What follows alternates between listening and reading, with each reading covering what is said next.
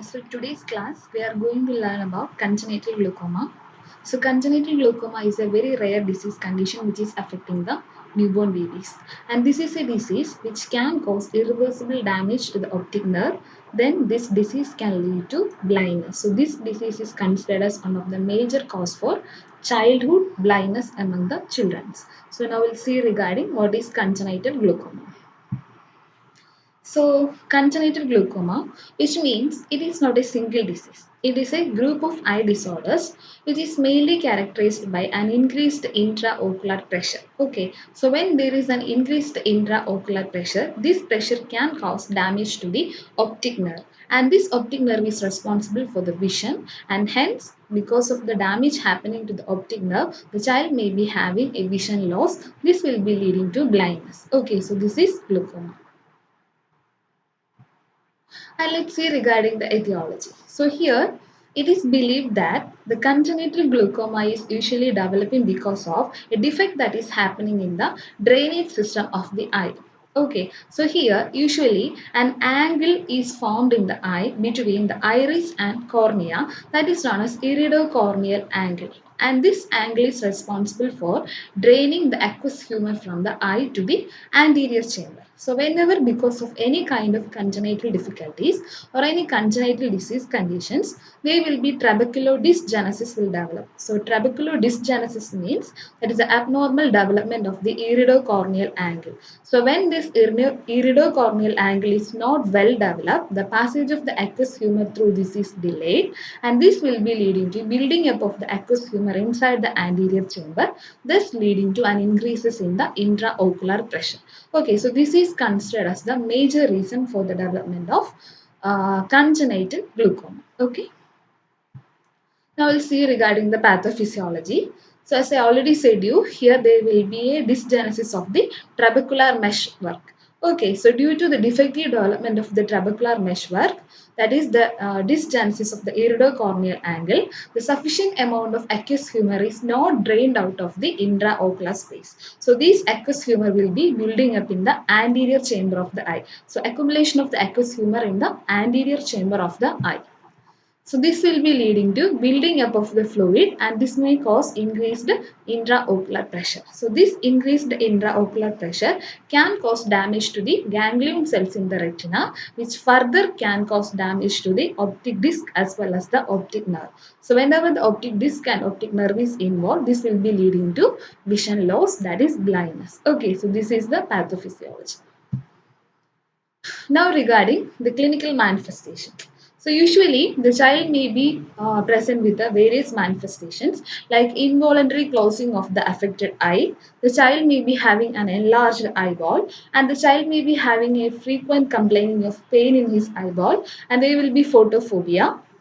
Then if you see the child's eyes, you can see the clouding of the cornea that is happening because of the damage happening to the optic disc and the optic nerve. Then redness of the eyes will be there. The child may be having the complaining of watery eyes. Then visual field loss. The child may be complaining you regarding he cannot see anything from his vision. Then there will be, and frequently the disease symptoms are progressing, and this can lead to a loss in the peripheral vision of the child. So these all are the major clinical manifestations you can see in a patient with the congenital glaucoma. Okay.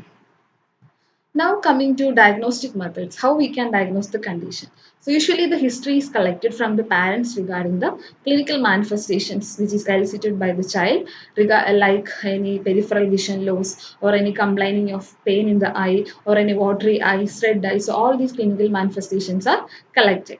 Then a detailed physical examination including a detailed eye examination is carried out to identify the any defects happen in the cornea or in the retina. And the next one is the intraocular pressure monitoring. So this is the most common diagnostic method usually we do, and this is usually done by tonometry. For in case of children as well as the infants, they need a anesthesia, and with the help of anesthesia, the tonometry is performed to identify the intraocular pressure. At the same time, the diameter of the cornea and retina is also carried out in order to identify any opacity of the lens, and at the same time any damage that has happened to the optic nerve as well as the optic disc. Regarding the management, so here The major goal of glaucoma management is to avoid the glaucomatous damage that happen to the nerve and to preserve the visual field of the child and hence to improve the quality of the life. So this require appropriate diagnostic techniques and a proper follow-up. Okay, so here only the management we can do is to reduce the intraocular pressure. So here increase the intraocular pressure is the major risk factor, right? So here we need to manage the increase the intraocular pressure. So a lot of pharmacological agents are available. Apart from that, surgical management also we are following. Now we'll see the medical management. In the medical management, the first drug of choice is miotic agents. So here on example, we can say pilocarpine. So these all are the parasympathomimetic drugs. So these drugs will work by contraction of the ciliary muscles in the eye, and these contraction of the ciliary muscles of the eye will helps to open up the trabecular meshwork, and this will allow increase the outflow of the aqueous humor. So when this increased aqueous humor is when outside, the pressure will slowly start to decrease. So this mitotic agents will helps to reduce, miotic agents, they helps to reduce the increased intraocular pressure by opening up the trabecular meshwork. Next one is topical beta adrenergic receptor antagonist. So here timolol is the drug of choice most commonly used. So here these drugs will reduce the production of aqueous humor from the ciliary body. So ciliary bodies are producing this aqueous humor. So these drugs will act upon the epithelium of the ciliary body and hence the production of the aqueous humor is reduced. So these all are the most two common drugs we usually follow in case of medical management. Coming to surgical management, so if the medical therapy fail and the IOP still is high, usually the surgery is preferred. So trabeculotomy and trabeculectomy are the most two common surgery usually performed in order to reduce the aqueous humor from the anterior chamber of the eye and to reduce the IOP. So we'll see regarding trabeculectomy. So this is the most common surgery performed for glaucoma. So here a partial thickness flap is made in the scleral wall of the eye and an opening is made under the flap and through which these increase the amount of aqueous humor will be drained out. Okay, so once the scleral flap is removed, it is sutured very loosely in the place again so that this particular amount of fluid can drain out and this will help to reduce the intraocular pressure.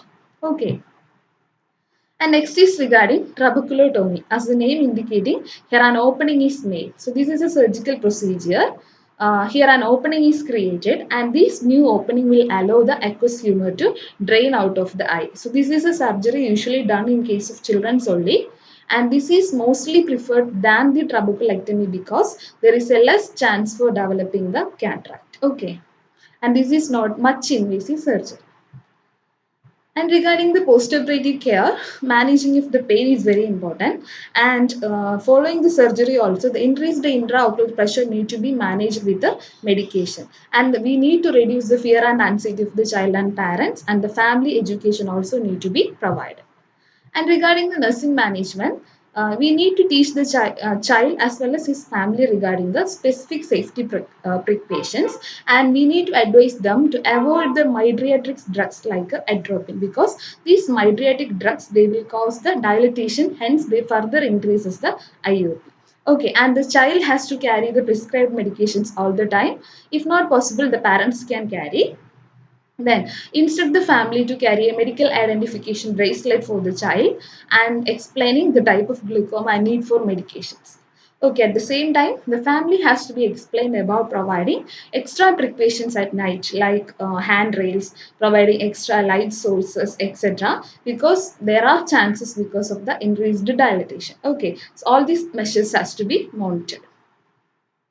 Then, following the surgery, the child will be sent home. So, home care management also has to be taught to the family members. So, we need to teach the family to prevent the increased intraocular pressure by preventing straining for stool, the passing, then frequent crying and getting startled. So, all those activities has to be restricted. And the child must be upon an eye patch. This has to be informed to the parents. Then importance of analgesics as well as antibiotics drugs to be informed to them, and the schedule also has to be taught to them. Then regular follow-up is very important factor, and regarding the importance of regular follow-up, the nurse has to educate the family members. So these all are the major home care management of a child who underwent surgery for congenital glaucoma. Okay, so I think you got an idea regarding what is congenital glaucoma.